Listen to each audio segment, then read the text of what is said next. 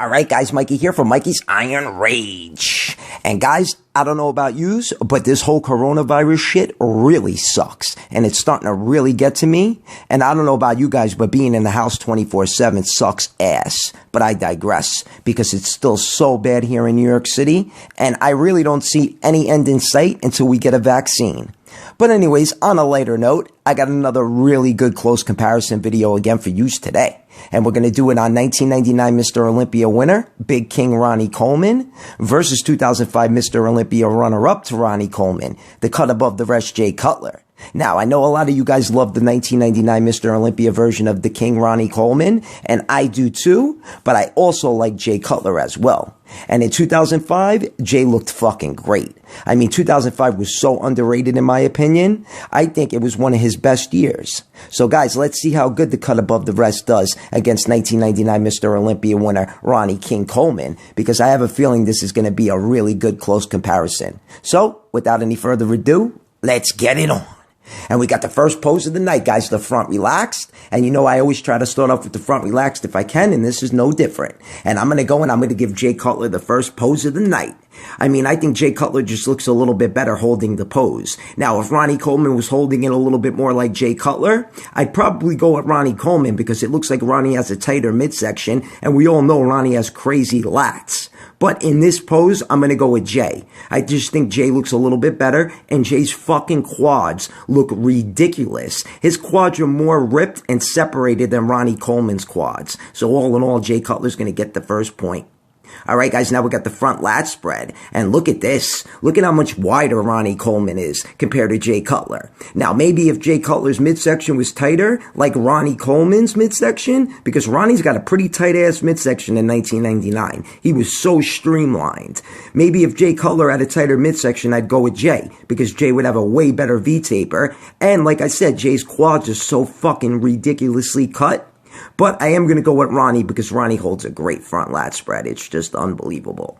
All right, guys, off to the next pose, and we got the ab and thigh. And look at how good Ronnie Coleman looks in 1999, guys. His midsection was the tightest in 1999 because in 1998, it was a little sloppy, his midsection. And like I said before, Ronnie was just so much more streamlined in 1999. But I am going to go with Jay Cutler because Jay displays a great ab and thigh pose. It looks like he has a fucking 8-pack going on. And it's an ab and thigh, so we got to go off the thighs as well. And his thighs look ridiculous. So Jay Cutler's going to grab the point there.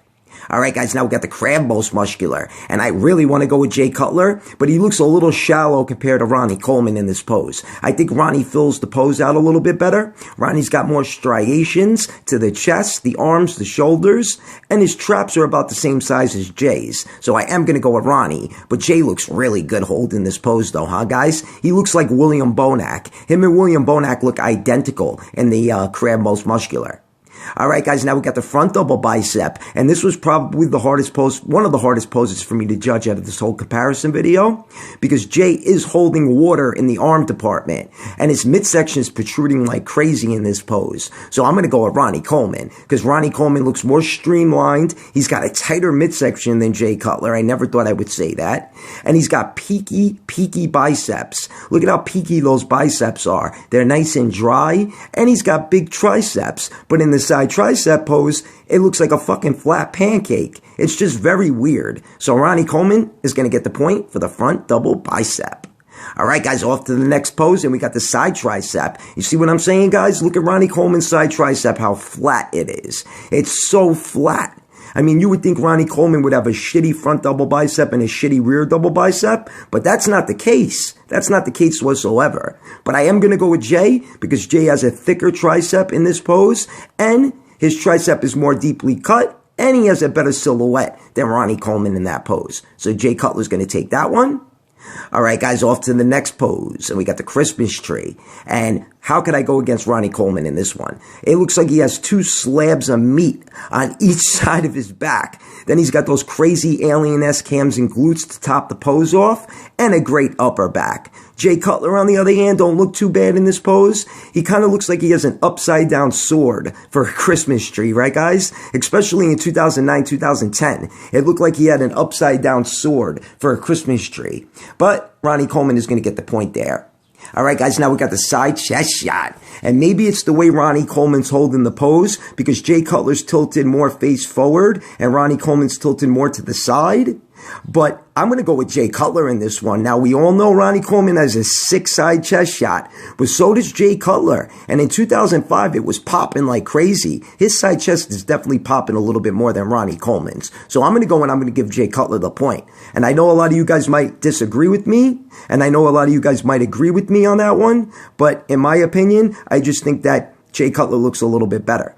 All right, guys, now we got the rear lat spread. And my God, does Jay Cutler look fucking great in this pose. Jay Cutler never had a great rear lat spread. His traps were always washed out. His traps are nice and sunk in here. Look at how sunk in his traps are here. And then the lat insertions look great. He looks nice and wide, decent hams and glutes. So I'm going to go with Ronnie Coleman, even though I really want to go with Jay Cutler in that pose. But Ronnie Coleman in the rear lat spread is pretty much untouchable. He's got probably one of the best rear lat spreads of all time. So Ronnie Coleman's going to take the point. All right, guys, now we got the rear double bicep in the last pose of the night. And I'm telling you guys, in 2005, Jay Cutler had the best rear double bicep. In 2005 and 2009, I would say. Because if you think back to 2001, Mr. Olympia Jay Cutler, his rear double bicep pose was very sloppy. Very, very sloppy. He definitely made that pose look so much better in 2005. But Ronnie Coleman has the best rear double bicep pose in bodybuilding history, so we are going to go with Ronnie Coleman. But, like I said, I just wanted to say that Jay Cutler did have the best looking rear double bicep in 2005. All right, guys, so let's tally them up.